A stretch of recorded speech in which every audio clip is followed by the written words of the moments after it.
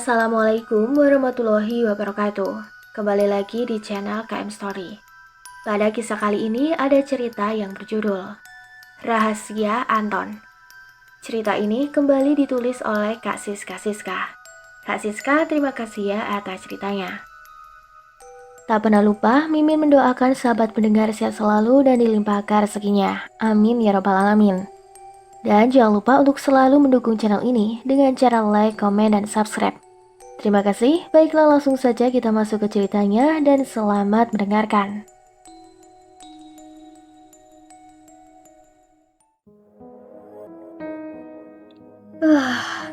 Untung tadi nggak pingsan.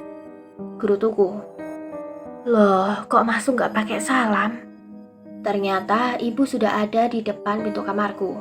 Belum sempat aku menjawab, ibu kembali bilang, "Makan dulu sana, nanti mah kamu kumat lagi." "Bentar lagi, Bu." "Oh iya, tadi di pasar ibu ketemu Mbak Kasih, dia kirim salam." Sembari ibu berlalu pergi. Entah sudah berapa lama aku tertidur. Ku coba buat bangun, tapi mataku masih terasa berat dan badanku lelah sekali.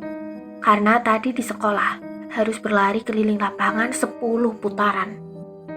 Aku kembali tidur.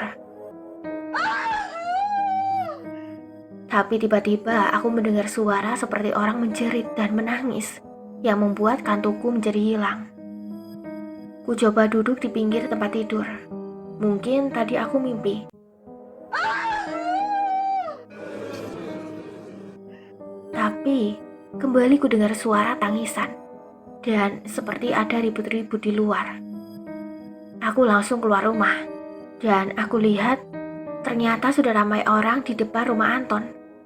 Dari jauh kulihat ibu menangis sambil memeluk adikku Andi dan ibu Anton menangis sambil menjerit histeris. Aku langsung mendekati ibu. "Bu," lalu ibu melihatku. "Nat, bawa adikmu pulang dulu." Aku mengangguk dan langsung membawa Andi pulang tanpa bertanya apa yang terjadi. Sampai di rumah, kulihat jam di dinding. Ternyata sudah pukul 5:30 sore. Astagfirullah, aku belum sholat asar. Selesai sholat, aku lihat Andi duduk di kursi depan TV. "Dek, kok TV-nya nggak dihidupkan?" Tanyaku, tapi Andi hanya diam. "Dek," kembali aku memanggilnya, sambil memegang bahunya. Andi hanya menoleh dan tidak menjawabku. Andi biasanya anak yang aktif dan usil kepadaku. Lalu aku duduk di sampingnya. "Dek, ibu belum pulang ya?" Aku mencoba mengajaknya berbicara, tapi dia hanya diam. Tidak pernah Andi seperti ini. Apa sebenarnya yang terjadi? "Dek, kamu itu kenapa sih?" Sekali lagi aku mencoba mengajaknya berbicara. Tiba-tiba dia memelukku sambil menangis. Dan sangat terasa kalau Andi seperti ketakutan. Aku kembali merangkulnya dan mencoba membuatnya tenang. Setelah itu aku kembali bertanya, "Dek, coba cerita sama kakak, ada apa?" Dengan suara terpatah-patah Andi menjawab, "Anton tenggelam, Kak." Dia kembali menangis. "Di mana?" "Di kolam belakang, dalam kebun sawit, Kak." Apa ada kolam di dalam kebun sawit? Setauku di sana cuma ada rumput, pakis hutan, dan semak yang tinggi-tinggi, karena sawitnya tidak pernah terawat. Tapi aku tidak bertanya lagi, karena melihat kondisi Andi yang masih ketakutan. Suara azan berkumandang bersamaan dengan ucapan salam ibu. Sebenarnya aku ingin bertanya kepada ibu apa yang sebenarnya terjadi. Tapi kuurungkan, nanti saja selesai sholat maghrib. Selesai sholat dan makan, aku belum melihat bapak, karena biasanya bapak jam 4 sore sudah pulang. "Bu, bapak kok belum pulang?" "Bapak sudah pulang dari tadi." Bapak langsung ke surau dan lanjut mencari Anton bersama bapak-bapak yang lain.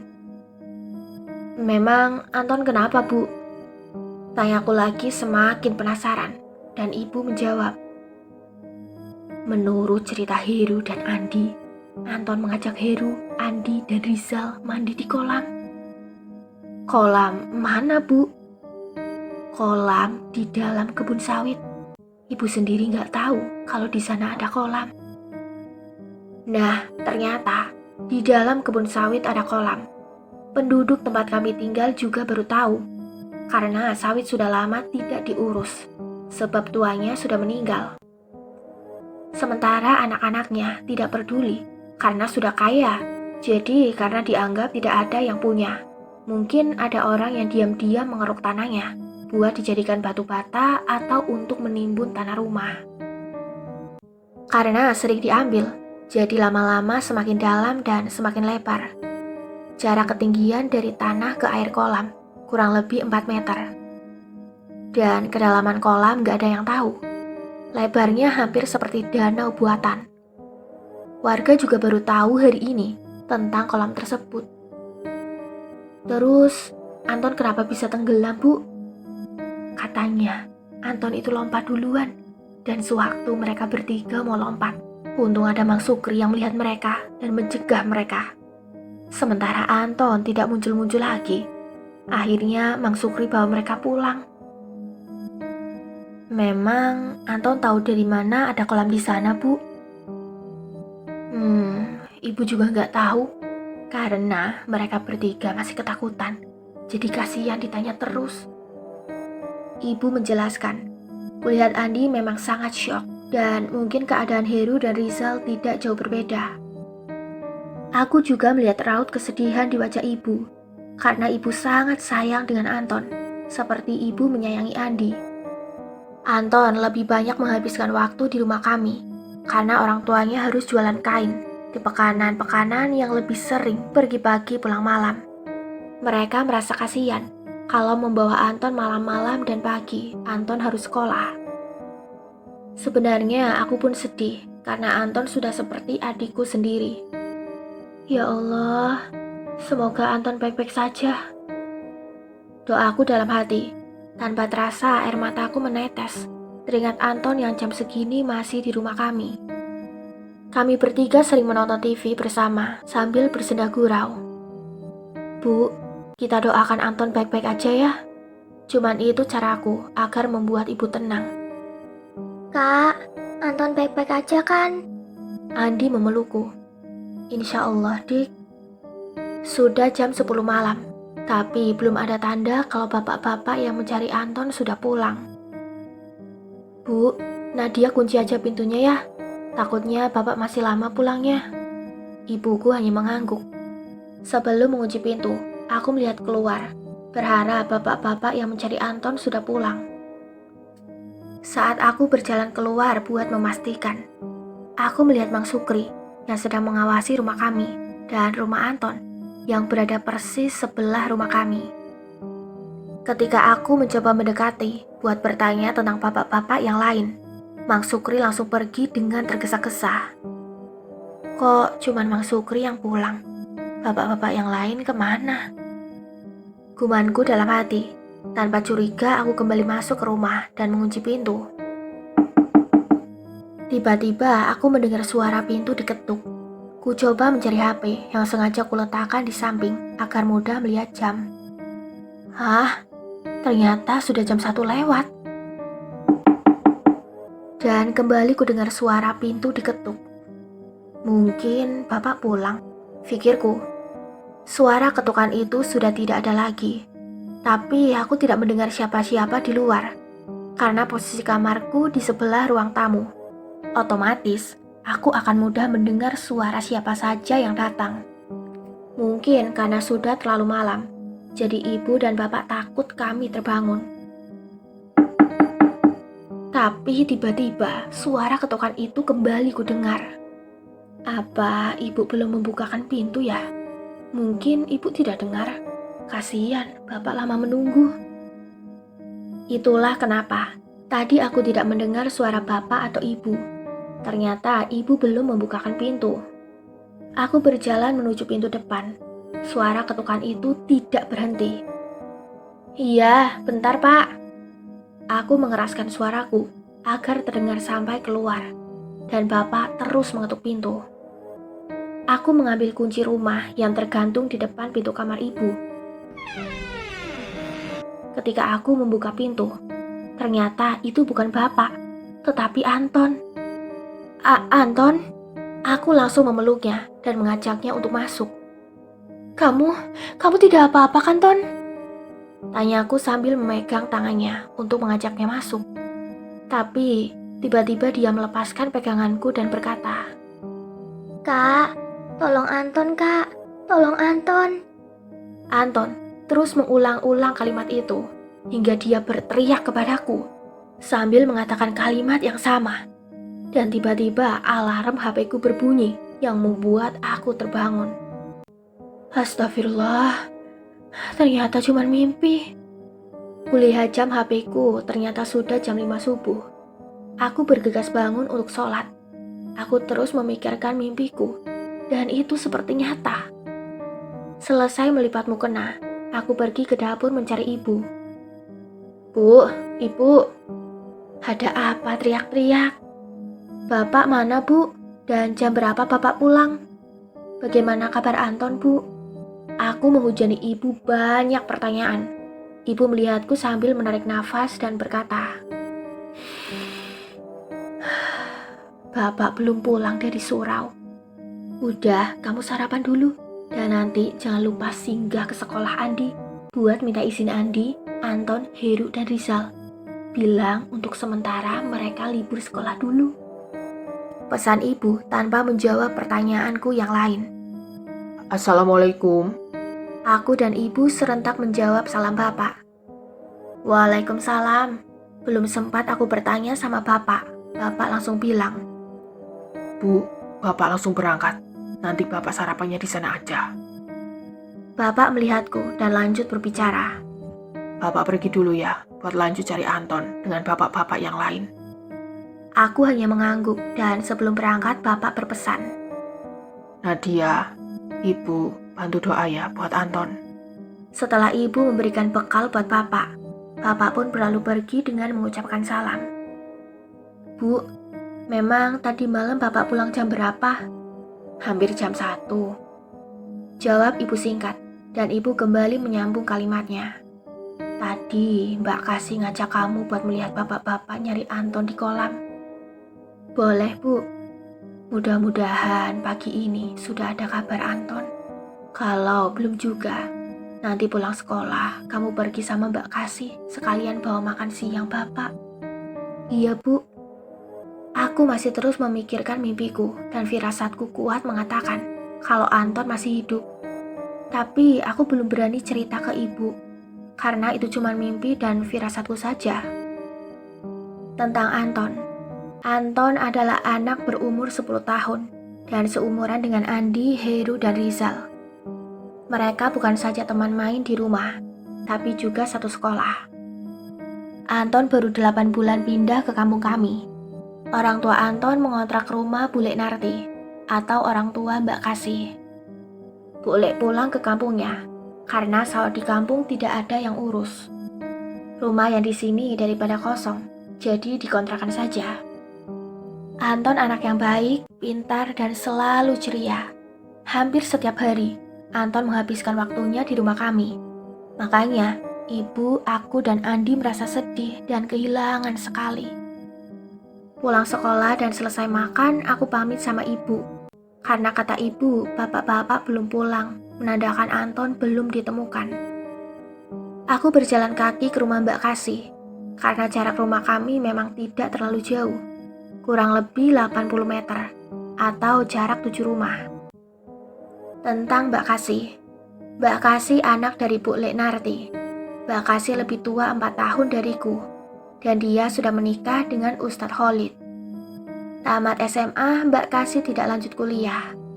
Selain tidak ada biaya waktu itu, Ustadz Khalid langsung melamar Mbak Kasih, dan mereka memang tidak pacaran, atau biasa disebut ta'aruf.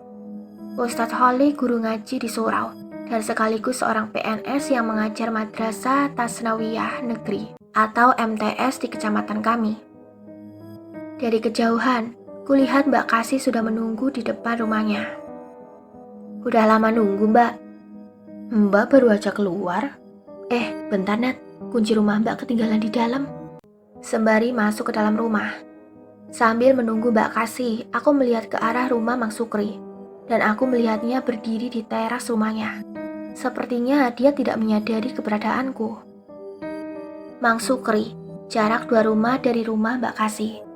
Aku memperhatikan dia, mengawasi rumah Heru dan Rizal yang berada persis di depan rumahnya. Kok Mang Sukri gak ikut bapak-bapak yang lain? Gumanku dalam hati, dan aku pun teringat tadi malam. Dia juga sepertinya mengawasi rumah kami dan rumah Anton. Nadia, ayo cepet. Mbak Asi mengagetkanku karena tiba-tiba dia memegang pundakku. Kamu kenapa?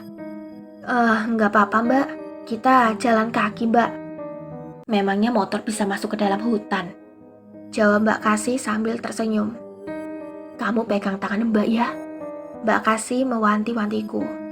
Kemarin Mbak sama Ustadz sempat salah jalan karena semak dan rumputnya udah tinggi-tinggi. Sayang ya Mbak, kebun sawit berhektar-hektar tidak dirawat malah jadi hutan. Masih jauh ya Mbak? Aku antara mengeluh dan bertanya. Mungkin 10 menit lagi sampai. Kok bisa ya mereka berempat tahu tempat ini? Terutama Anton yang baru 8 bulan pindah ke sini. Dari mana dia tahu tempat ini? Mbak Kasih aja sampai salah jalan. Tapi mereka kok bisa dengan mudah sampai ke kolam? Gumanku dalam hati. Nat, kita udah sampai. Aku tersenyum dan menarik nafas lega. Akhirnya sampai juga. Dan ketika aku lihat jam, kurang lebih 45 menit bisa sampai ke kolam. Dan ini cukup jauh untuk anak-anak seumuran mereka. Aku saja yang sudah SMA tidak pernah pergi sejauh ini, kecuali sekolah, dan untuk ke pasar pun harus sama ibu. Kulihat kolamnya tidak ada air sama sekali, yang ada hanya lumpur, dan bapak-bapak yang turun ke kolam. Mbak, Nadia cari bapak dulu ya. Iya Nat, nanti kalau lihat Ustadz tolong bilangin, Mbak juga sudah bawa bekal makan siangnya. Mbak Kasih sekalian titip pesan padaku. Iya Mbak, ibu-ibu yang lain juga banyak yang datang. Selain untuk melihat lokasi kolam, mereka juga membawakan bekal makan siang buat suami masing-masing. Aku melihat bapak dan aku melambaikan tangan. Bapak memberi isyarat menyuruhku menunggu di bawah pohon, yang agak teduh dan tidak terlalu semak. Aku juga berpas-pasan dengan Ustadz dan langsung menyampaikan pesan Mbak Kasih. Aku dan Mbak Kasih menunggu di tempat yang sama. Kami melihat Ustadz Holik jalan ke arah kami. Dan tidak berapa lama disusul Bapak yang berada di belakang Ustadz Holik. Belum ketemu juga Mas? Tanya Mbak Kasih. Belum, Dek. Pak, makan dulu. Ajakku pada Bapak. Dan aku juga menawarkan makanan kami pada Ustadz Holik. Dan begitu juga sebaliknya. Selesai makan, aku bertanya sama Bapak. Pak, airnya kok kering? Tadi airnya dikuras dulu dengan mesin supaya lebih mudah. Lalu Ustadz Holik pun juga bilang, Ternyata kolamnya juga dalam, mungkin sekitar 5 meter. terus airnya dibuang kemana? Di sebelah sana ada parit menuju ke sungai. Antonnya gimana Pak? Belum ditemukan, padahal semua bapak-bapak sudah turun. Apa mungkin hanyut ke sungai ya Pak? Nggak mungkin, Jawab Bapak singkat, dan Ustadz Holik menambahkan. tidak ada aliran dari kolam ke sungai, dan jarak antara tanah ke air kolam 3 meter. Jadi tidak mungkin hanyut ke sungai. Itu bapak-bapak aja naiknya harus pakai tangga, dan setelah itu memanjat tanah karena tangganya cuma 5 meter. Jawab Bapak lagi. Apa benar firasatku kalau Anton masih hidup? Ucapku dalam hati. Tiba-tiba terdengar suara Pak Slamet. Bapak-bapak, pencarian kita lanjutkan besok saja. Sebagian mencari di kebun sawit sebelah sana. Sambil menunjuk ke 4 arah kebun sawit. Karena Anton tidak ditemukan di dalam kolam. Jadi Pak Slamet mengajak bapak-bapak yang lain supaya besok mencari Anton di sekitaran kebun sawit.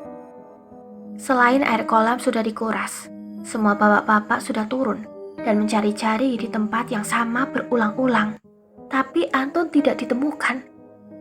Jadi kemungkinan Anton tersesat di sekitaran kebun sawit yang luasnya sekitar 20 hektar. Karena sudah mau masuk waktu asyar, semua orang pulang. Saat berjalan pulang, aku terus melihat ke arah kolam.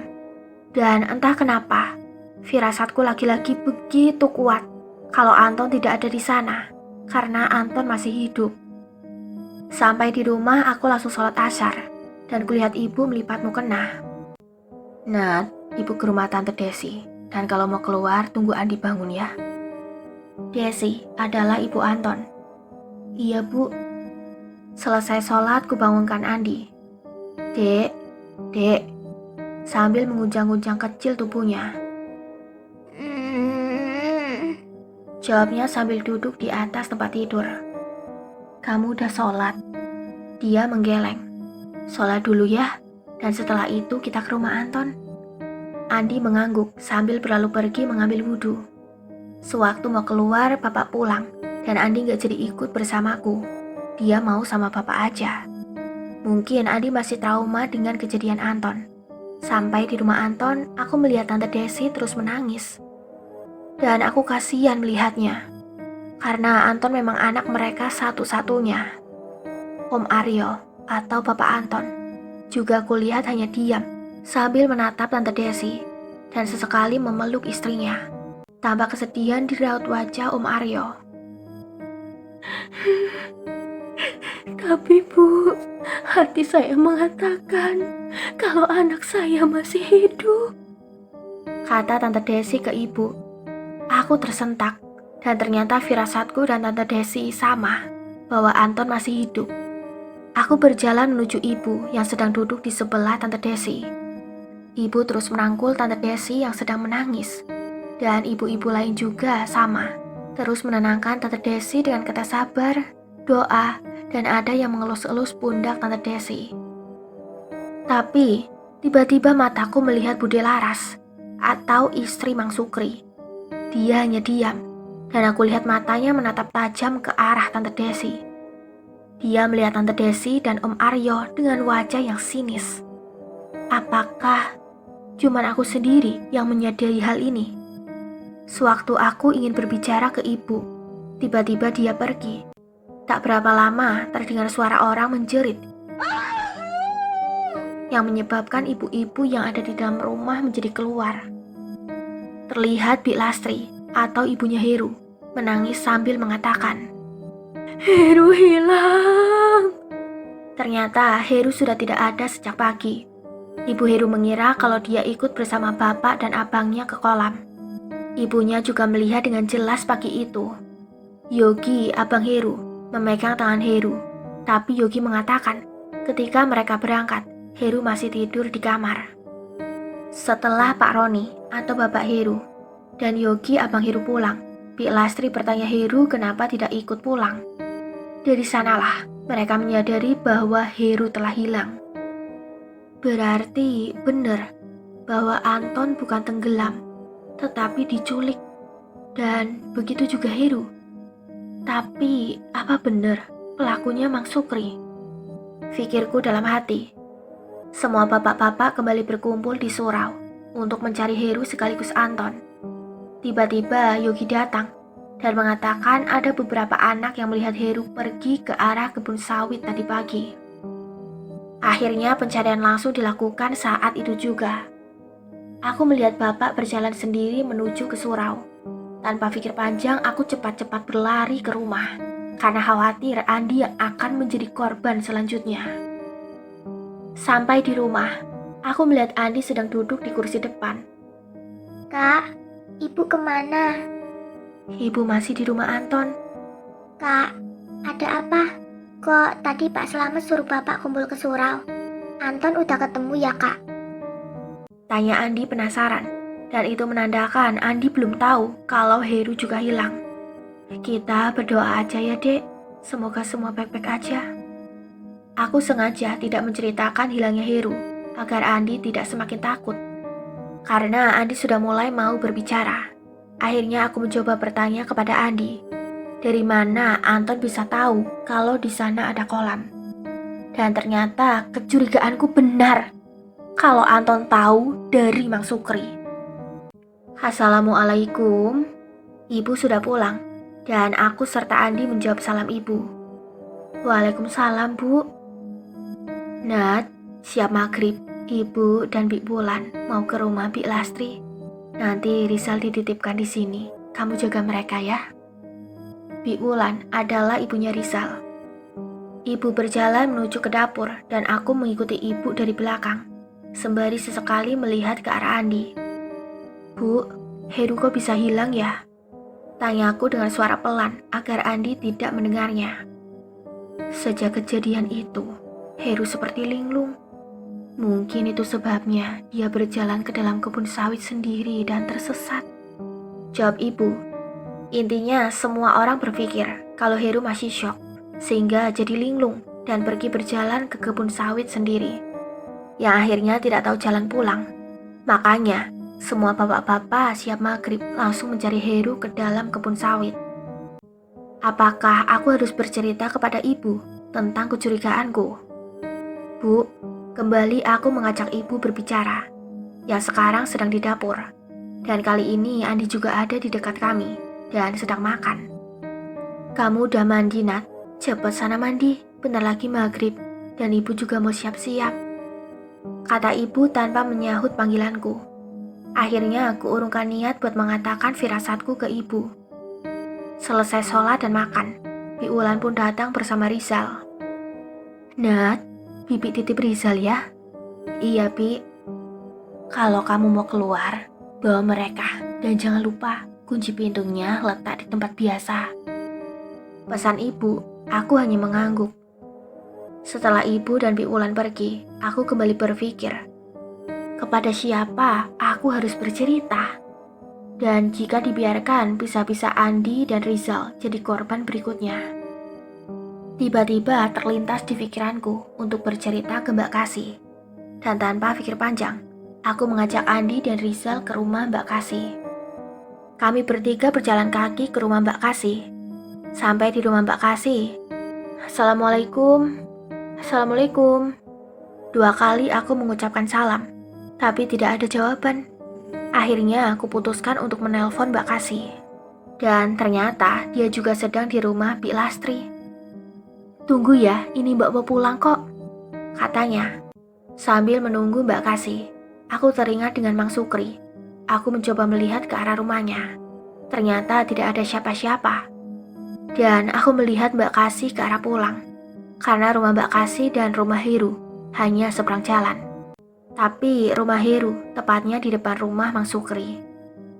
Ketika aku melihat ke arah pohon mangga di samping rumah Mbak Kasih, ternyata Bude Laras sudah berdiri di sana sambil memperhatikan kami. Entah berapa lama dia di sana, aku pun tidak menyadarinya. Aku langsung memeluk Andi dan Rizal seperti orang ketakutan. Ada apa? Tiba-tiba Mbak Kasih sudah ada di dekatku. Masuk dulu yuk Mbak, nanti Nadia ceritakan. Kembali, aku melihat ke arah pohon mangga dan Bude Laras sudah tidak ada. Duduk dulu ya Nat, biar Mbak ambilkan minum sebentar, kata Mbak Kasih sambil berjalan ke arah dapur. Kamu mau cerita apa Nat?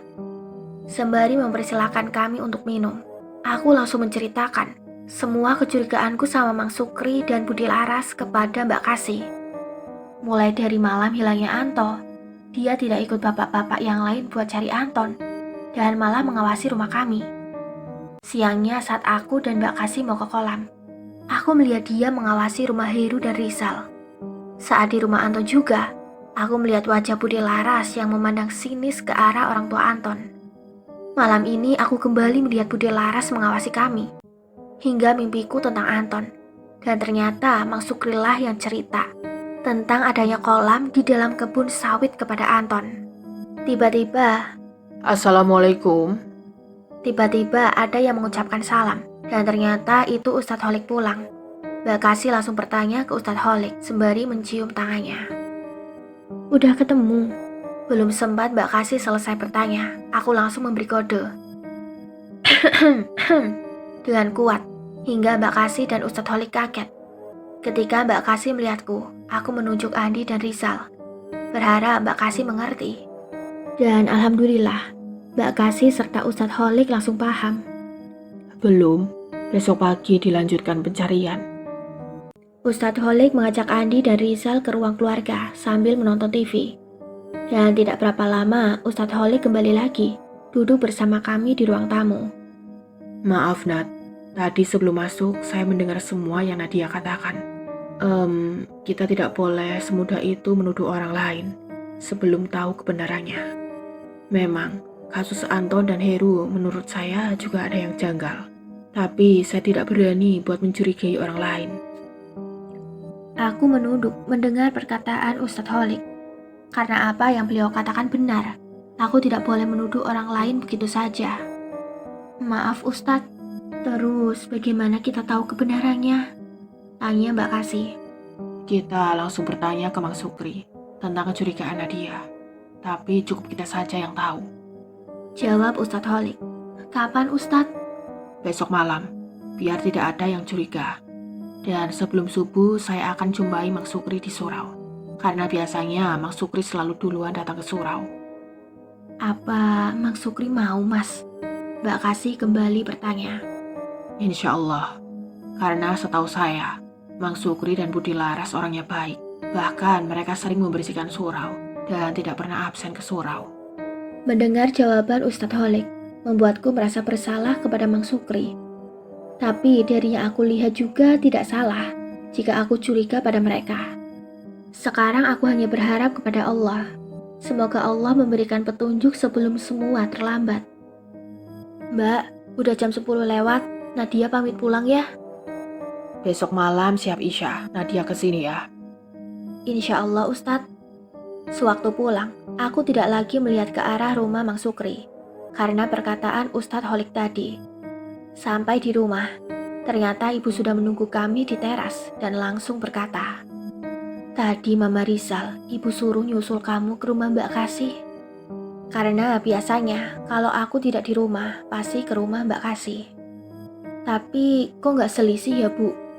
Belum sempat ibu menjawab, tiba-tiba HP-ku berbunyi dan ternyata Mbak Kasih menelpon.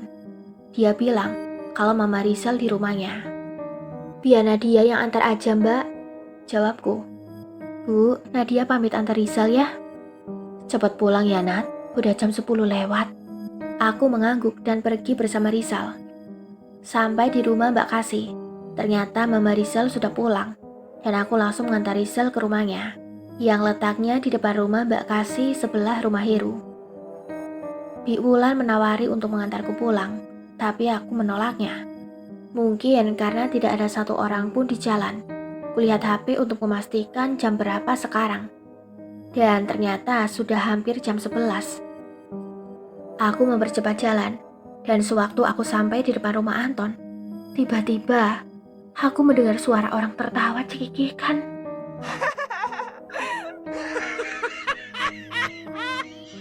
Suara tertawa laki-laki dan perempuan. Ah, mungkin rumah Bude Sari. Tetangga sebelah kanan rumah Anton, karena sebelah kiri rumah kami. Pikirku. Aku kembali berjalan, tapi langkahku terhenti buat memastikan suara itu. Pelan-pelan aku berjalan ke samping rumah Anton, karena jarak rumahku dengan rumah Anton 5 meter. Ku dekatkan telingaku ke dinding rumah Anton. Dan benar, itu suara tertawa orang tua Anton. Padahal baru sore tadi kulihat Tante Desi sangat sedih, bahkan menangis. Dan begitu juga Om Aryo yang sangat sedih. Tapi malam ini mereka bisa tertawa seolah-olah tidak ada masalah. Apa Anton sudah ditemukan dan masih hidup? Gumanku dalam hati. Tiba-tiba suara tertawa itu berhenti, dan aku mendengar suara pintu dibuka. Aku mengintip dari samping rumah mereka. Ketika pintu ku dengar kembali tertutup, aku langsung keluar dan melihat Om Aryo berjalan sendiri ke arah kebun sawit. Entah apa yang mendorongku untuk mengikutinya, dan sepertinya dia juga tidak menyadari keberadaanku. Aku terus mengikutinya, hingga aku lihat dia masuk ke dalam kebun sawit. Dan aku tetap mengikutinya. Rasa penasaranku mengalahkan rasa takutku. Padahal baru tadi siang, aku dan Mbak Kasih jalan ke sini, dan aku takut tersesat serta ular. Tiba-tiba dia berhenti dan melihat ke arah belakang, yang dengan gerakan refleks aku bersembunyi di balik pohon sawit. Ternyata dia sedang menerima telepon. Aku teringat pesan ibu. Aku langsung mengirim pesan ke ibu. Bu, Nadia pulangnya agak lama, ada urusan penting, dan nanti pulangnya diantar Ustadz dan Mbak Kasih. Tiba-tiba ide di antara Mbak Kasih dan suaminya muncul di kepalaku, supaya ibu tidak khawatir. Kulihat Om Aryo kembali berjalan, tapi bukan ke arah kolam. Meski kebun sawitnya semak dan rumputnya tinggi, tapi aku hafal arah ke kolam. Sekitar 30 menit aku mengikutinya, dan tiba-tiba dia berhenti di suatu tempat. Dia membalikkan badannya ke arah kiri. Dia seperti berusaha membuka sesuatu. Karena gelap dan rumputnya tinggi, aku tidak bisa melihat dengan jelas. Aku berusaha melihat lebih dekat. Sewaktu aku sudah mulai dekat, tiba-tiba aku menginjak ranting hingga mengeluarkan bunyi. Sebelum dia melihat ke arahku, aku kembali bersembunyi di balik pohon sawit. Siapa? Kata Om Aryo, Siapa? dan terus mengulang kata yang sama. Terdengar suara itu semakin dekat denganku. Dan tiba-tiba ada yang membekap mulutku dan menarikku ke arah sisi kanan. Shh, sembari pelan-pelan melepaskan tangannya. Ternyata itu Bude Laras. Jangan ribut, dia sudah pergi. Kata Bude Laras. Mang Sukri dan Bude Laras juga mengikuti Om Aryo. Mang Sukri meletakkan kucing di situ, dan Om Aryo kira itu tadi kucing. Lalu Mang Sukri dan Bude Laras mengajakku pulang. Kok di sini rumputnya tidak tinggi-tinggi, Bude?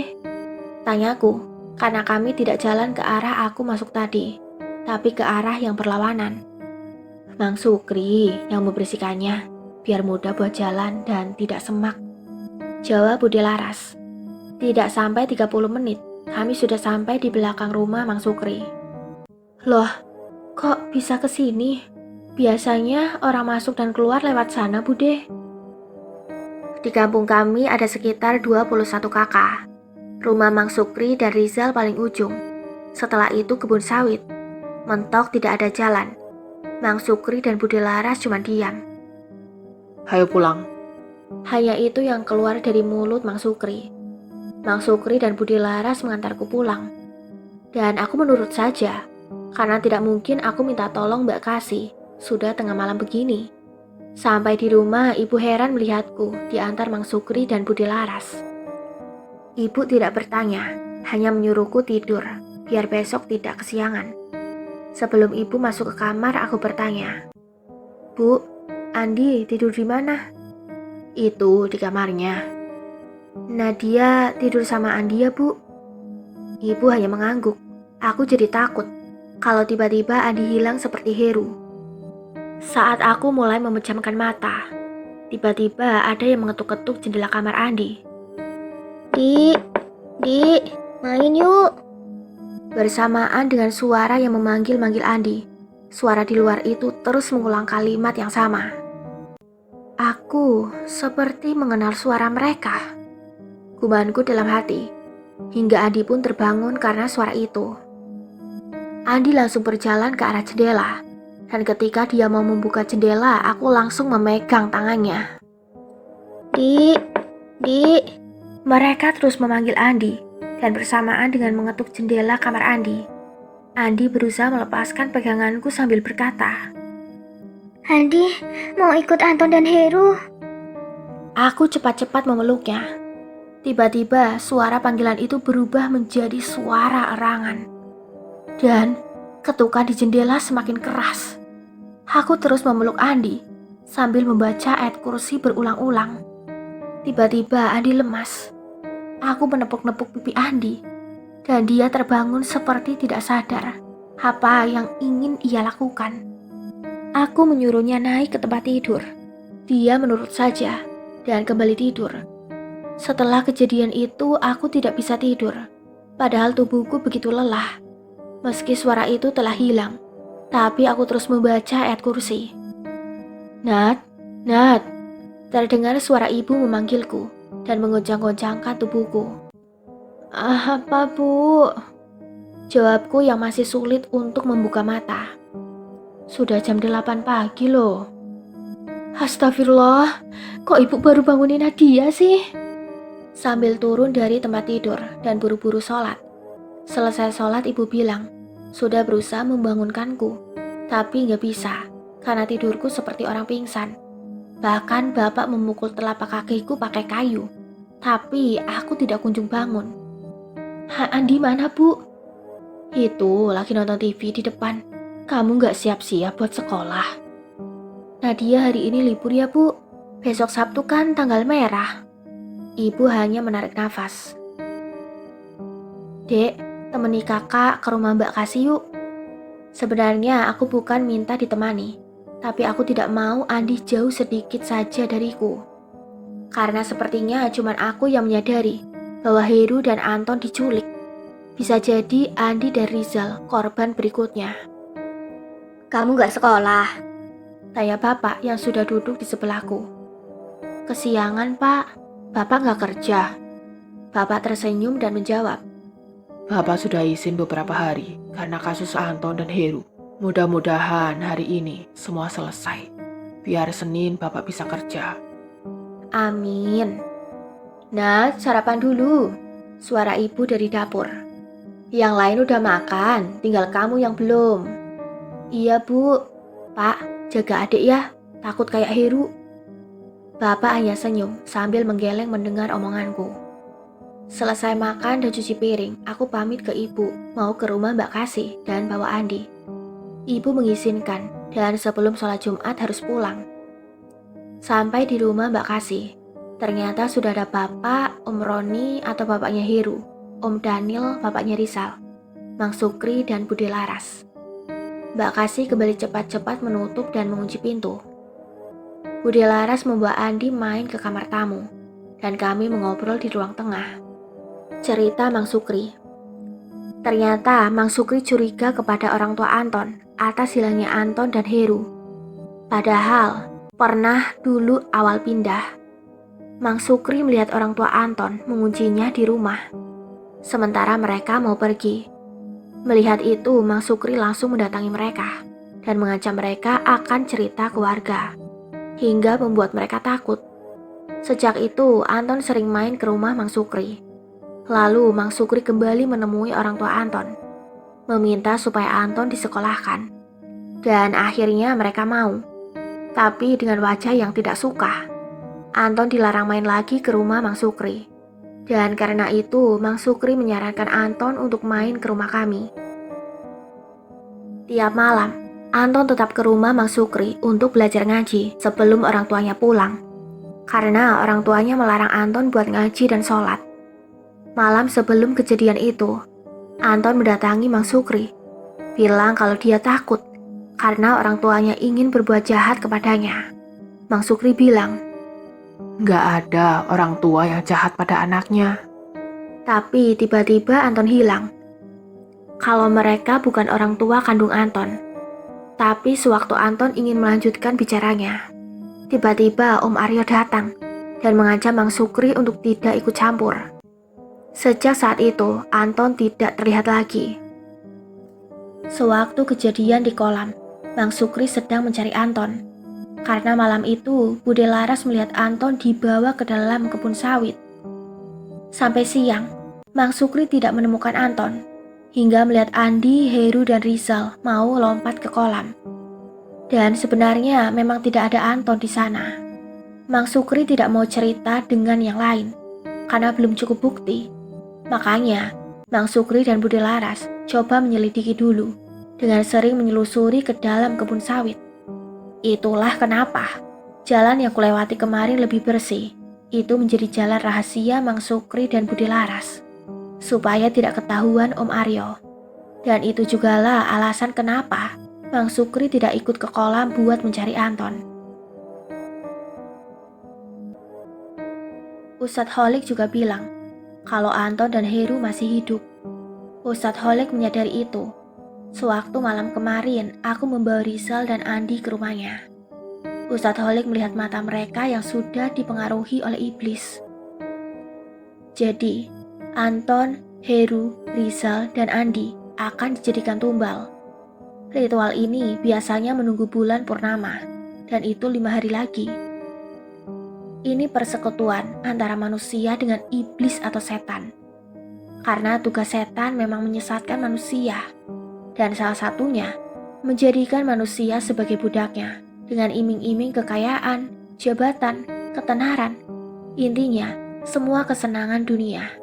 Inilah dosa yang paling besar, sehingga orang yang melakukan perbuatan ini tidak akan diampuni dosanya jika tidak segera bertobat kepada Allah. Waktu sudah menunjukkan pukul 11:30, karena bapak-bapak akan bersiap-siap buat sholat Jumat. Maka obrolan pun berhenti. Kami pulang lewat pintu depan, sementara yang lain dari pintu belakang. Agar tidak ada yang curiga, untuk masalah ini cukup kami dulu yang tahu. Ini dilakukan untuk keselamatan Heru dan Anton. Termasuk ibu belum boleh tahu. Setelah pulang dari masjid, sholat Jumat, bapak memanggilku. Nat, sini sebentar. Sembari bapak mengajakku duduk di kursi luar. Kalau di dalam, nanti ibu dengar. Kata bapak lagi. Aku duduk di depan bapak. Sebelum cerita, bapak melihat dulu ke rumah Om Aryo. Sepertinya mereka tidak di rumah.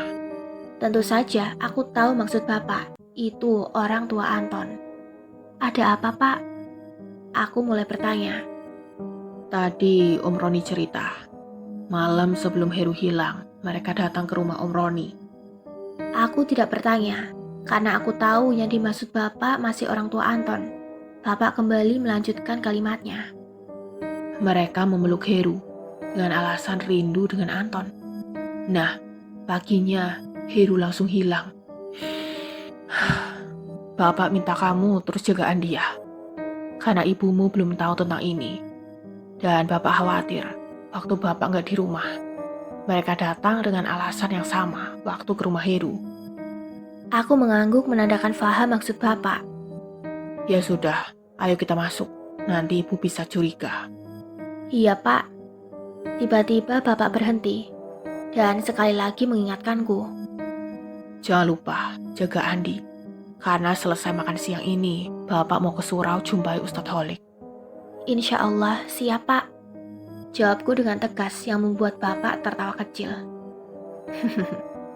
Nat, kamu gak sholat? Tanya ibu yang sudah berada di depan tempat tidurku. Sudah azan ya, Bu. Sambil mengucek mata. Ternyata selesai sholat asar tadi aku ketiduran. Mungkin efek tubuhku yang masih lelah dan kurang tidur. Tiba-tiba aku teringat Andi, karena dia sudah tidak ada di dekatku. Andi mana, Bu? Udah, sholat sana. Andi lagi sholat. Aku bergegas mengambil air wudhu. Kulihat Andi sebentar, dan ternyata dia sedang makan. Udah sholat, Dek? Tanyaku. Andi mengangguk. Belum selesai aku sholat. Tiba-tiba pintu rumah ada yang mengetuk. Ketika ibu tidak juga membukakan pintu, aku mempercepat sholatku yang hanya tinggal tahiyat akhir. Sembari jalan ke arah pintu, aku menggerutu. Tumben bapak ketuk-ketuk pintu gak pakai salam. Gak tahu apa orang lagi sholat. Biasanya 3 kali gak dijawab pasti nunggu aja di depan rumah. Buat sholat gak khusyuk aja. Aku terus mendumel-dumel dalam hati. Belum sempat aku membuka pintu, tiba-tiba bapak pulang. Assalamualaikum. Waalaikumsalam. Langsung saja kubukakan pintu untuk bapak. Ketika bapak mau masuk, ternyata ada orang tua Anton di belakang bapak. Ayo masuk, ajak bapak pada mereka. Oh, ternyata tadi yang ketuk pintu manusia iblis. Pantes gak pakai salam. Keluhku dalam hati. Entah kenapa aku menjadi benci melihat mereka. Tapi rasaku itu wajar, karena perbuatan mereka yang tega membunuh anak-anak tidak berdosa, serta bersekutu dengan setan. Tiba-tiba aku teringat beberapa kali mereka datang ke rumah, gak pernah pakai salam. Dan begitupun kalau aku ke rumah mereka, salamnya juga tidak pernah dijawab. Memang benar-benar mereka sudah berhati setan, sehingga dengan ucapan salam pun mereka takut. Aku langsung teringat dengan Andi. Bu, Andi di mana, Bu? Itu lagi tidur di kamar kamu. Aku bergegas masuk ke kamar yang memang bersebelahan dengan ruang tamu. Aku mendengar Bapak membuka pembicaraan. Ada apa ya, Pak Aryo dan Bu Desi kesini? Jangankan aku, Bapak saja jadi kaku berhadapan dengan mereka. Maaf, nggak biasanya Bapak dan Ibu datang. Mungkin ada yang penting. Tanya Bapak kembali, dan Om Aryo pun menjawab. Kami juga minta maaf kalau sudah mengganggu Pak Gunawan dan keluarga. Oh, nggak apa-apa. Apa sudah ada kabar tentang Anton? Bapak kembali berbasa-basi. Bukan masalah Anton, Pak. Saya dan istri sudah ikhlas. Kami cuma mau kasih tahu kalau 3 atau 4 hari lagi kami akan pindah. Loh, kenapa? Ibu bertanya dengan nada kaget. Istri saya selalu teringat Anton, hingga sering sakit-sakitan. Dan nanti kalau ada kabar tentang Anton, tolong hubungi kami, Pak, Bu. Sakit apaan? Malam kemarin bisa kok ketawa cekikikan, kataku dalam hati. Tapi, kenapa tidak nunggu 2 atau 3 minggu lagi, Pak? Saran Bapak, dan sebelum Om Aryo menjawab, Bapak melanjutkan perkataannya. Mayat Anton juga belum ditemukan. Jadi kemungkinan besar Anton dan Heru masih hidup. Dan nanti Anton pasti ingin bertemu orang tuanya. Rasanya ingin sekali aku melihat wajah mereka ketika mendengar perkataan Bapak. Dan bukankah 5 hari lagi bulan purnama? Seperti yang dikatakan Ustadz Holik. Ternyata mereka sudah berencana mau pindah setelah memberikan tumbal. Dasar manusia berhati setan. Aku terus mengumpat mereka di dalam hati. Seperti terbata-bata Om Aryo berkata. Saya juga berpikiran sama. Tapi saya ingin membawa istri saya berobat dulu. Barang-barang juga tidak kami bawa. Oh, begitu. Jawab Bapak singkat. Tiba-tiba Tante Desi meminta sesuatu ke Ibu. Mbak, boleh nggak saya peluk Andi? Saya rindu dengan Anton. Andi mengingatkan saya dengan Anton. Oh, boleh. Jawab Ibu. Aku memeluk Andi dengan erat karena sudah tahu niat busuk mereka. Nat, Tante Desi pengen ketemu Andi, kata Ibu yang sudah berdiri di depan pintu kamar. Andi tidur, Bu. Kasihan kalau dibangunkan. Oh, kata Ibu sambil berlalu pergi. Aku mendengar Ibu mengatakan pada Tante Desi kalau Andi sedang tidur. Tapi dasar iblis tetap berusaha mendapatkan mangsanya. Boleh saya saja ke kamar Andi, Mbak? Saya sangat rindu dengan Anton. Boleh, jawab Ibu. Tiba-tiba Bapak bilang, bagaimana kalau kita makan dulu? Mana tahu selesai makan Andi sudah bangun. Bapak juga berusaha menyelamatkan Andi agar tidak didekati oleh mereka. Oh iya, ayo kita makan dulu, ajak Ibu. Kebetulan saya juga sudah lapar. Tadi baru pulang dari surau, jadi belum makan. Sambung Bapak. Baiklah, Pak. Om Aryo mengiyakan ajakan Bapak. Padahal aku berharap mereka menolak dan pulang. Tapi dasar iblis. Aku cepat-cepat menutup dan mengunci pintu kamar. Karena iblis bisa berbuat apa saja. Nat, ayo makan. Ibu mengetuk pintu kamarku. Nanti, Bu. Nadia masih kenyang. Memang benar, karena rasa takutku akan kehilangan Andi lebih kuat, hingga rasa laparku tiba-tiba hilang. Selesai makan, Bapak pamit duluan mau ke surau, karena sudah masuk waktu Isya. Aku ingat pesan Bapak untuk menjaga Andi. Bapak mungkin ingin tetap di sini menjaga Andi. Tapi kewajiban Bapak sebagai hamba Allah untuk melaksanakan sholat juga wajib. Insya Allah, Allah akan menolong kita jika kita tidak mengabaikan kewajiban kepadanya. Sekarang aku harus berpikir dan berusaha sendiri karena ibu tidak tahu fakta sebenarnya. Aku mengirim pesan ke Mbak Kasih, bertanya apa yang harus aku lakukan. Mbak Kasih bilang, terus baca ayat-ayat Allah, surat Al-Fatihah, 3 Qul dan ayat kursi. Aku melakukan saran yang diberikan Mbak Kasih. Andi sudah bangun, Mbak. Tiba-tiba terdengar suara Tante Desi bertanya ke ibu. Sebentar. Jawab ibu. Ibu kembali mengetuk pintu kamar dan memanggil-manggil namaku. Nat. Karena aku juga takut Andi terbangun. Akhirnya aku buka pintu kamar. Ibu melihat Andi yang masih tidur dan langsung berjalan ke ruang tamu. Maaf Bu Desi, Andi masih tidur. Mungkin kecapean. Biar saya saja ke sana, boleh kan Mbak? Boleh. Aku terus membaca ayat-ayat Allah yang disarankan Mbak kasih. Aku membacanya berulang-ulang tiada henti dan tiba-tiba. Loh, Bu Desi kenapa? Terdengar suara ibu sudah di depan pintu kamar. Tapi aku tidak tahu apa yang terjadi. Aku tetap fokus membaca ayat-ayat Allah. Enggak apa-apa Mbak, jawab Tante Desi. Kembali lagi ku dengar suara ibu.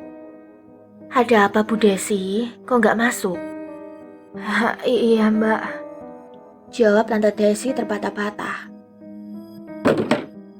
Tiba-tiba ku dengar seperti ada yang terjatuh di depan pintu kamar.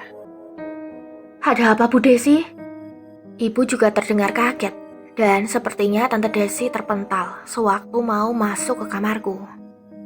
Nggak apa-apa Mbak, tiba-tiba badan saya oyong. Besok pagi saja saya kesini Mbak, kepala saya juga tiba-tiba pusing. Oh iya Bu, jawab ibu yang terdengar heran karena barusan Tante Desi baik-baik saja, bahkan baru siap makan. Aku kembali berpikir, besok pagi mereka mau kesini. Aku harus cepat-cepat cerita ke Bapak. Karena mereka sudah pulang, aku pun keluar kamar. Bu, Nadia makan dulu ya, lapar. Aku melihat ibu sudah mulai curiga, tapi ibu memilih untuk tidak bertanya. Terdengar Bapak sudah pulang dan langsung ke dapur menemuiku. Aku tahu Bapak penasaran apa yang terjadi. Kuceritakan semuanya kepada Bapak, bahkan tentang mereka yang besok pagi akan datang lagi. Besok pagi, Bapak dan bapak-bapak yang lain kembali mencari Heru dan Anton. Bapak-bapak yang lain tidak tahu, jadi pencarian tetap dilakukan supaya Aryo tidak curiga. Om Aryo ikut juga Pak. Jadi tugas Bapak mengawasi Aryo dan sepertinya dia ikut. Tiba-tiba ibu datang ke dapur. Selesai makan langsung sholat Nat, jangan langsung tidur. Ibu mengingatkanku. Pak, sepertinya ibu curiga. Selagi ibu tidak bertanya, tidak usah dikasih tahu dulu. Kasihan ibu nanti jadi kepikiran. Aku pun mengangguk. Sejak kejadian Tante Desi, ibu juga sepertinya curiga. Nat, nanti Andi tidur sama kamu aja ya, kata ibu tiba-tiba. Tapi seperti saran Bapak, kalau ibu tidak bertanya, baiknya aku tidak perlu cerita dulu. Selesai sarapan, Bapak langsung berangkat. Ibu sedang menyapu halaman. Andi duduk di meja makan, sementara aku mencuci piring. Mataku sesekali mengawasi Andi. Dia tidak boleh luput dari pandanganku. Aku menjadi overprotective, dan ini demi keselamatan adik semata wayangku. Dek, kakak mau mandi dulu. Kamu di sini aja ya. Selesai cuci piring, aku berencana mau mandi. Dan setelah itu mengajak Andi ke rumah Mbak Kasih. Sewaktu aku sedang mengambil pakaian ganti di kamar, aku mendengar suara Tante Desi memanggil ibu. Tanpa pikir panjang, aku langsung mengambil pakaian dan HP-ku. Aku mengajak Andi keluar dari pintu belakang. Mau kemana Kak? Kita jalan-jalan dulu dek. Kok lewat belakang? Adek pengen beli pesawat yang ada remote-nya kan? Nanti kakak belikan, asal adek ikut kakak sekarang. Aku sudah tidak punya alasan lagi, dan cuman itu yang bisa kukatakan. Nanti biarlah aku ambil uang di tabunganku, buat membelikan pesawat mainan untuk Andi. Andi, pamit ke ibu dulu Kak. Dek, adek percaya sama kakak. Kakak sayang sama kamu, dan kakak gak mau kehilangan kamu. Mudah-mudahan dengan begitu, Andi mau ikut denganku. Akhirnya Andi mengangguk. Nat, Nadia.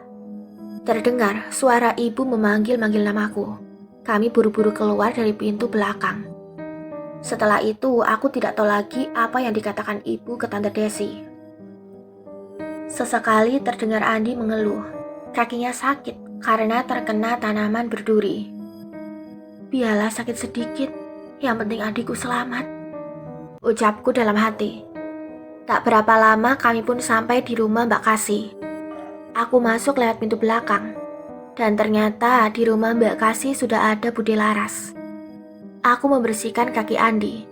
Setelah itu aku numpang untuk mandi, karena tadi Tante Desi tiba-tiba datang, dan aku tidak sempat mandi.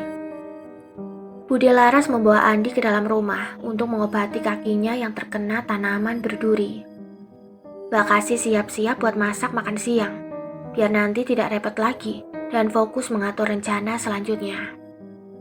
Nat, itu dari tadi HP-mu berbunyi, kata Mbak Kasih waktu aku keluar dari kamar mandi.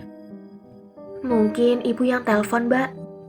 Benar, ibu yang menelpon, dan aku kembali mencoba menelpon ibu agar beliau tidak cemas. Tapi belum sempat aku menelpon ibu, tiba-tiba telepon bapak masuk. Nat, kamu di mana? Di rumah Mbak Kasih, Pak. Aryo tidak ikut pencarian hari ini. Alasannya menemani istrinya yang sakit. Kamu kasih tahu ibu, jangan keluar rumah atau buka pintu kalau mereka datang. Iya, Pak. Aku segera menelpon ibu dan menyampaikan amanah bapak.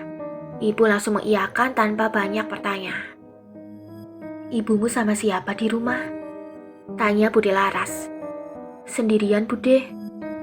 Udah, biar Bude ke rumah temani ibumu. Bude tahu ibumu dari dulu jantungnya lemah. Bude takut ada apa-apa sama ibumu. Makasih ya, Bude. Aku langsung memeluk Bude Laras dan bilang, Bude, maafin Nadia ya. Bude Laras menepuk-nepuk pundakku. Udah, Bude pergi sekarang ya, kata Bude Laras kembali. Aku dan Mbak Kasih mengangguk. Belum lama Bude Laras pergi dan lewat dari pintu belakang. Tiba-tiba ada yang kembali mengetuk pintu belakang dan terdengar suara Bude Laras mengucapkan salam. Kami serentak menjawab dan Mbak Kasih langsung membuka pintu. Dengan menarik nafas, Bude Laras bilang, orang tua Anton sepertinya mau ke rumah Rizal. Cepet, kalian jemput Rizal. Bude kembali berjalan menuju ke arah rumahku, dan Mbak Kasih pergi menjemput Rizal. Tidak berapa lama Mbak Kasih datang bersama Rizal dan Pik Wulan. Mereka langsung masuk ke dalam rumah Mbak Kasih. Ada apa sebenarnya, Kasih? Nadia? Pik Wulan heran dan belum tahu sebenarnya apa yang terjadi. Ceritanya panjang, Mbak, kata Mbak Asih. Sekarang kita fokus dulu selamatkan Rizal dan Andi, lanjut Mbak Kasih. HP-ku kembali berbunyi. Ternyata ibu telepon dan bilang kalau sekarang ibu sama Bude Laras, dan ibu menyarankan agar Pik Wulan di rumah saja. Karena dia punya anak bayi, biar aku dan Mbak Kasih fokus jaga Andi dan Rizal.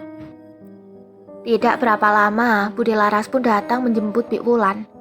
Aku semakin merasa bersalah ke Bude Laras, karena beliau memang orang yang sangat baik, seperti yang dikatakan Ustadz Holik. Sudah masuk waktu zuhur. Selesai sholat, Andi dan Rizal minta pulang. Aku terus membujuk mereka, tapi mereka tetap saja minta pulang. Dan tiba-tiba Mbak Kasih datang membawakan ayam goreng, hingga membuat mereka lengah dan tidak lagi minta pulang.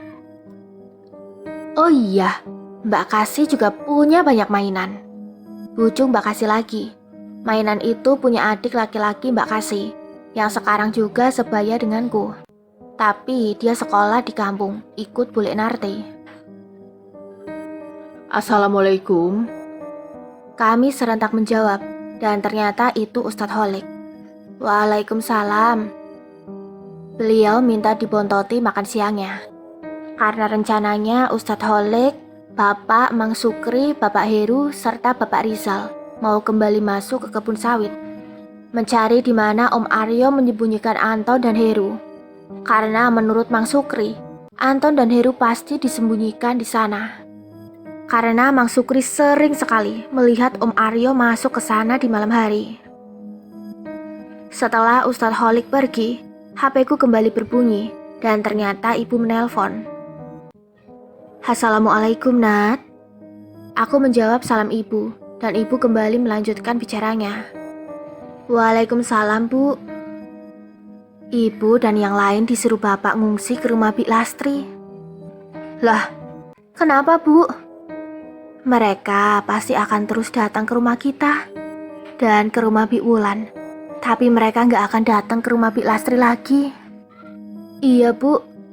Mbak Kasih pun membenarkan. Karena buat apa mereka ke rumah Bik Lastri? Heru kan sudah sama mereka. Tapi mereka akan terus ke rumah Andi dan Rizal. Kalau semuanya kumpul di sini, nanti bisa ketahuan. Jadi lebih baik berpencar dulu. Agar Andi dan Rizal selamat. Begitu juga dengan Heru dan Anton. Harus ditemukan dengan keadaan selamat juga. Sudah masuk waktu asyar. Tapi Bapak serta Ustadz Holik tidak lagi memberikan kabar. Aku mengajak Rizal dan Andi untuk sholat bersama-sama, tapi tidak berjamaah. Awalnya Rizal tidak mau, dia kembali merengek minta pulang. Akhirnya aku terus menceritakan pada mereka bahwa Heru dan Anton diculik. Bisa jadi mereka juga akan sama kalau tidak menurut. Andi dan Rizal pun paham. Mereka pun mau menurut. Bahkan ketika kami menyuruh mereka untuk tidak bersuara, mereka juga menurut. Tiba-tiba ada yang mengetuk rumah Mbak Kasih. Ketika Mbak Kasih mau membuka pintu, aku menahannya dan tunggu sampai orang yang mengetuk bersuara atau mengucapkan salam. Dan memang tidak ada suara. Hanya ketukan pintu yang terus-menerus. Agar tidak menimbulkan curiga, Mbak Kasih pergi membuka pintu dan kami menunggu di kamar yang kukunci dari dalam. Bu Desi dan Pak Aryo, ada apa ya? Ku dengar Mbak Kasih menyebut nama mereka, dan benar dugaanku kalau yang datang itu mereka. Mbak Kasih mengajak mereka duduk di kursi luar. Karena takut terjadi sesuatu dengan Mbak Kasih, aku keluar dari kamar dan mengunci Andi dan Rizal dari luar. Ada apa ya, Bu? Kembali Mbak Kasih bertanya. Aku melihat sesekali Om Aryo melihat ke dalam rumah yang sepertinya dia sudah curiga. Gini Mbak Kasih, kami rencana mau pindah karena kami mau pulang ke kampung saja. Tapi kan kemarin Bu Desi sudah bayar kontrakannya 1 tahun. Kalau begitu nanti saya kembalikan sisa uang Bu Desi. Kami bukan mau minta sisa uangnya. Tapi kami hanya ingin ngasih tahu. Dan kunci rumahnya 3 hari lagi kami akan kasih. Iya, nggak apa-apa. Bu, jadi berapa sisa uangnya? Kami sudah 9 bulan menempati rumah itu. Berarti yang 3 bulan lagi ngejadi. Sambung Om Aryo. Aku tahu, Mbak Kasih juga nggak mau makan uang iblis. Sebentar ya Pak, Bu, saya ke dalam dulu. Mbak Kasih masuk ke rumah buat mengambil sisa uang. Aku melihat Tante Desi diam-diam mau masuk ke rumah Mbak Kasih. Aku ingat, sewaktu dia mau masuk ke kamarku dan tidak tahan dengan ayat yang kubacakan. Tidak mungkin juga aku keluar, karena nanti bisa ketahuan kalau Andi juga ada di sini. Aku membaca ayat kursi dan benar saja. Beberapa kali Tante Desi dan Om Aryo mencoba masuk tapi tidak bisa. Mbak Kasih pun keluar dari kamar dan langsung ke depan sambil membawa beberapa uang. Ini Bu Desi, memangnya kampung Ibu dan Bapak di mana? Kami rencana pindah ke kota dan buka usaha di sana, kata Tante Desi tanpa menjawab pertanyaan Mbak Kasih. Mbak Kasih pun tidak bertanya lagi, karena itu tidak penting bagi kami. Lalu mereka pergi tanpa mengucapkan terima kasih apalagi salam. Mbak Kasih kembali masuk ke rumah dan langsung mengunci pintu rumah. Nat, bentar ya, Mbak nelpon Bu Lek dulu, kata Mbak Kasih. Mbak. Tiba-tiba terdengar suara Andi memanggilku dari kamar. Maaf ya dek. Mereka hanya mengangguk. Tak terasa sudah masuk waktu maghrib. Selesai sholat, Andi dan Rizal diajak Mbak Kasih untuk makan. Dan aku mencoba menelpon ibu. Karena sejak zuhur tadi aku belum ada menelpon ibu. Ku coba beberapa kali menelpon ibu, tapi tidak diangkat, yang akhirnya membuat aku cemas. Kenapa? Kata Mbak Kasih yang sudah berada di belakangku. Ini loh Mbak, HP ibu gak diangkat. Kenapa tidak nelpon Bik Lastri aja? Saran Mbak Kasih. Aku langsung menelpon Bik Lastri. Ternyata sewaktu mau ke rumah Bik Lastri, HP ibu ketinggalan. Selesai Andi dan Rizal makan, Mbak Kasih mencoba bertanya kepada mereka. Karena mereka juga sudah tahu kalau Anton bukan tenggelam, tapi diculik. Begitu juga dengan Heru yang tiba-tiba hilang. Yang ngajak kalian ke kolam itu siapa? Tanya Mbak Kasih, mereka serentak menjawab. Anton. Apa kalian tidak takut masuk ke dalam kebun sawit? Andi menjawab kalau kolam itu memang di dalam kebun sawit, tapi jalan yang mereka lalui cantik, tidak semak, dan mereka sampai ke kolam cuma 5 menit. Kok tahu 5 menit? Tanya Mbak Kasih. Iya mbak, gitu kata Anton. Gak jauh kok, cuma 5 menit. Jawab Rizal. Andi pun mengiyakan, karena baru masuk ke dalam kebun sawit langsung sampai. Padahal, sewaktu aku dan Mbak Kasih ke kolam sangat jauh. Bahkan sekitar 45 menitan baru sampai. Kembali kutanyakan siapa yang kasih tahu Anton tentang kolam. Dan mereka serentak menjawab Mang Sukri. Inilah Mbak, alasan Nadia kemarin curiga sama Mang Sukri. Kataku, rupanya Mbak Kasih sudah tahu. Memang Mang Sukri yang cerita ke Anton kalau ada kolam.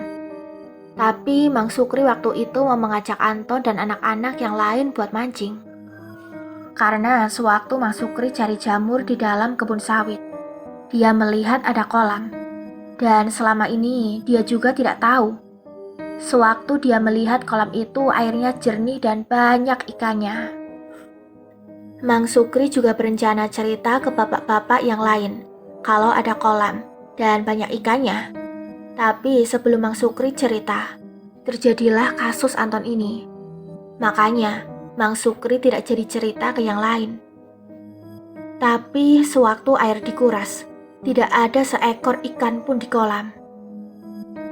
Sudah hampir jam 10, tapi kami belum mendengar kabar tentang bapak dan yang lainnya.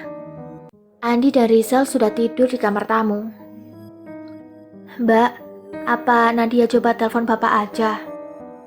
Ya sudah. Mbak Kasih mengiyakan. Belum sempat aku menelpon bapak. Tiba-tiba Ustadz Khalid pulang. Setelah mengucapkan salam, Ustadz Khalid langsung berbicara kepada kami. Dek, Nadia, kami kehilangan jejak Mang Sukri dan Pak Daniel. Memang bapak-bapak yang lain mana, Mas? Pak Slamet dan bapak-bapak yang lain pulang. Sewaktu saya dan Pak Gunawan memanggil mereka, mereka diam saja seperti terkena hipnotis. Terus, bapak mana, Ustadz? Loh, bukankah Pak Gun tadi pulang bersama Pak Roni? Aku kembali menelpon Bik Lastri. Apakah bapak dan Om Roni sudah pulang? Dan Bik Lastri bilang, kalau bapak tadi pergi ke kantor polisi, dan Om Roni sekarang mau ke sini. Tidak berapa lama Om Roni pun muncul. Sekarang bagaimana, Ustadz? Tanya Om Roni. Kita kembali ke kebun sawit.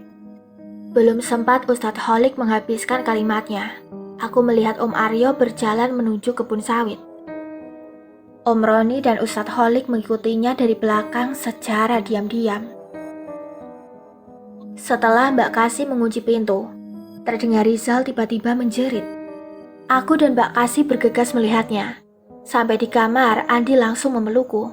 Sementara Rizal dia mematung. Berapa kali kami memanggilnya, tapi dia hanya diam. Dan tiba-tiba dia kembali menjerit. Mbak Kasih langsung memeluknya, dan menyuruhku mengambil air putih. Lalu Mbak Kasih membaca ayat di air itu dan memercikannya ke wajah Rizal. Rizal langsung menangis dan memeluk Mbak Kasih dengan erat. Mbak Kasih meminumkan air itu ke Rizal. "Nat, kita tidur sama-sama saja di sini." "Iya, Mbak." "Sudah jam berapa?" "Jam 12, Mbak." Mbak Kasih menyuruh kami tidur. Andi dan Rizal tidur di atas. Aku dan Mbak Kasih di lantai dekat pintu kamar dengan beralaskan ambal. Belum sempat mata kami terpejam. Tiba-tiba terdengar suara seseorang berjalan di atas. Suaranya seperti desiran pasir. Aku melihat Andi dan Rizal. Mereka sudah tidur. "Mbak," kataku, kami saling bertatapan. Aku paham maksud Mbak Kasih untuk terus membaca ayat yang disarankan Mbak Kasih kemarin. Dan suara itu pun hilang. Mungkin dia sudah pergi. Ternyata dugaan kami salah. Sekarang dia mengetuk-ketuk jendela. Sesekali melompat-lompat di atas rumah. Kak, Anton takut. Terdengar suara Anton memanggilku. Kak, Anton kedinginan. Tolong Anton, Kak. Aku sempat terpengaruh dengan suara itu, karena aku tidak tega membayangkan Anton kedinginan di luar. Mbak Kasih menahanku dan bilang kalau itu bukan Anton. Kak, tolong Anton, Kak. Diiringi dengan suara tangisan yang membuat aku sangat iba mendengarnya. Mbak Kasih terus mengingatkanku agar tidak lemah. Rizal, Andi, tolong kami. Sekarang terdengar suara Heru dan Anton memanggil Andi dan Rizal hingga mereka terbangun. Aku segera memeluk Andi dan Mbak Kasih memeluk Rizal. Mereka meronta-ronta ingin keluar untuk bertemu dengan Heru dan Anton. "Itu bukan Heru dan Anton, Dek." Tapi mereka tetap saja melawan dan ingin keluar. Andi begitu kuat sehingga dia terlepas dari pelukanku. Dia pergi menuju pintu depan. Aku mengejarnya. Sementara Mbak Kasih tidak bisa bergerak karena memegang Rizal. Syukurlah kunci rumah disimpan Mbak Kasih. Lalu dia berlari ke pintu belakang. Sebelum Andi membuka pintu, aku menahannya dan membawanya dengan paksa kembali ke kamar. Suara itu tidak berhenti, terus memanggil Andi dan Rizal. "Nat, terus baca ayat kursi," jerit Mbak Kasih yang ada di dalam kamar. Sementara aku masih berusaha membawa Andi masuk ke kamar. Sampai di kamar, aku mengunci pintu kamar dan segera mengambil kuncinya agar Andi tidak bisa lari keluar. Karena pintu belakang hanya menggunakan kunci pengait yang bisa saja dibuka Andi atau Rizal. Andi mengamuk, tetap ingin keluar, sementara Rizal sudah bisa ditenangkan. "Dek, itu bukan Anton dan Heru." Kakak bohong, kakak bohong. Andi menjerit-jerit ke arahku. Tiba-tiba suara itu mengatakan, Karena dia jahat, karena dia ingin membunuh kami. Andi, buka pintunya. Suara itu semakin mengerikan dan semakin membuat Andi mengamuk menyalahkanku. Karena sibuk menenangkan Andi, aku tidak sempat membaca ayat apapun. "Nat, fokus membaca ayat, jangan pedulikan amukan Andi," kata Mbak Kasih. Aku kembali membaca ayat kursi dan tidak peduli dengan amukan Andi yang sesekali melempar mainan ke arahku. Setelah ku baca ayat kursi 3 kali, Andi tiba-tiba pingsan. Dan suara di luar hilang, namun itu hanya sebentar, karena setan itu kembali menggedor-gedor jendela. Dan suara Heru serta Anton berubah menjadi suara perempuan.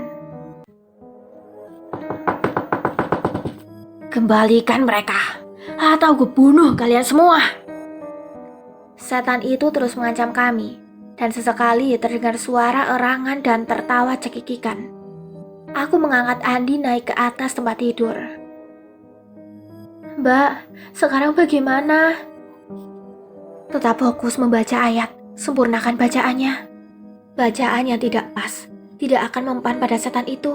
Yakinkan diri kepada Allah. Aku kembali membaca ayat kursi dengan tartil dan tidak tergesa-gesa. Begitu juga dengan Mbak Kasih. Kami membaca dengan suara yang kuat. Terdengar suara jeritan, dan setan itu terus berpindah dari atas lalu ke jendela. Tiba-tiba dia menggedor pintu belakang.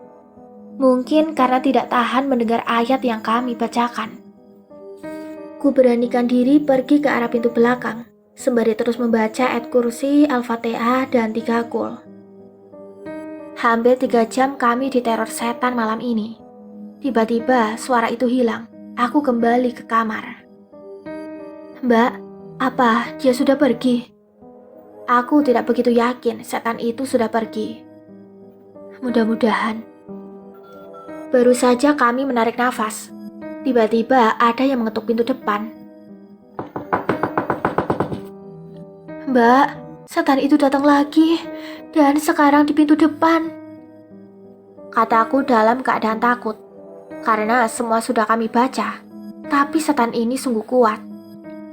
Dan, Assalamualaikum Nat, ini ibu. Suara dari luar itu ternyata ibu. Aku segera membuka pintu.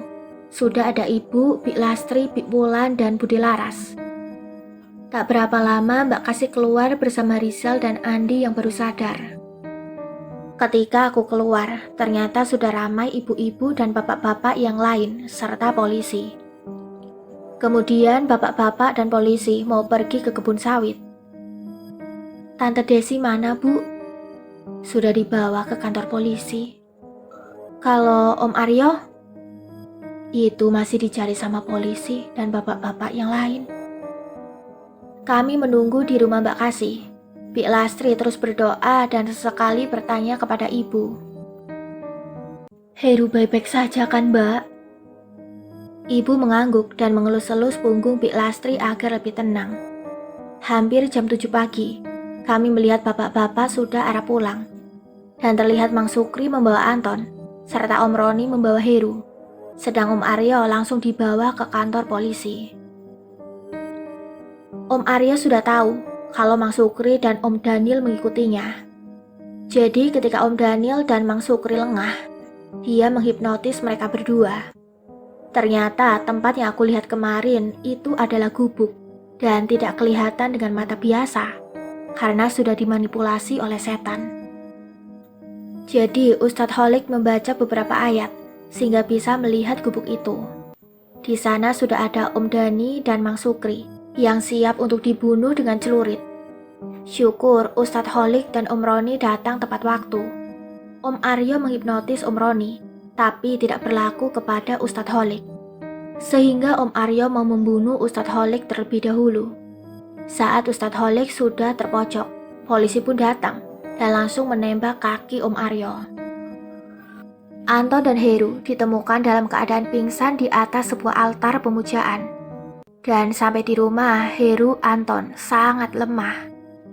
Karena memang tidak diberi makan, mereka tertidur lelap menunggu saat penumbalan tiba. Di persidangan, Om Aryo dan Tante Desi bukan jualan kain, tetapi mereka pemilik salah satu diskotik dan rumah bordir di kota. Untuk melancarkan aksi mereka agar aparat tunduk pada mereka. Maka mereka bersekutu dengan setan. Dan ini bukan kasus pertama, tapi yang kedua. Kasus pertama mereka melakukannya di desa yang berada di provinsi lain. Mereka mengambil anak di panti asuhan. Dan sama seperti Anton, anak itu menjadi pancingan untuk mendapatkan tumbal yang lain. Ternyata salah satu tumbal yang dulu adalah ponakan polisi yang menangkap Tante Desi. Hingga terungkaplah semua. Dan Om Aryo ternyata anak dari pemilik kebun sawit. Dan dia jugalah yang membuat kolam di dalam kebun sawit. Awalnya dia ingin menjual kebun itu, tapi tidak ada yang mau. Karena tidak ada persetujuan dari anak-anak yang lain.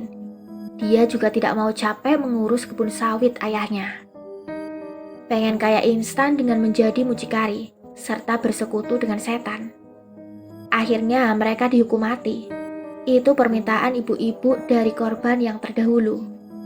4 anak yang dijadikan tumbal itu dilakukan setiap 5 tahun sekali. Dan bulan purnama ini tahun kelima setelah kasus yang pertama dulu. Seperti dijelaskan Ustadz Holik. Dan ada di dalam ayat Al-Quran bahwa setan itu musuh yang nyata dan dia tidak akan berhenti untuk menyesatkan manusia. Demikianlah akhir kisah ini. Mohon maaf atas segala kekurangan. Terima kasih banyak atas doa dan support sahabat pendengar KM Story. Semoga sehat selalu dan lancar rezekinya. Amin. Tunggu kisah lainnya di video selanjutnya. Mimin pamit undur diri. Wassalamualaikum warahmatullahi wabarakatuh.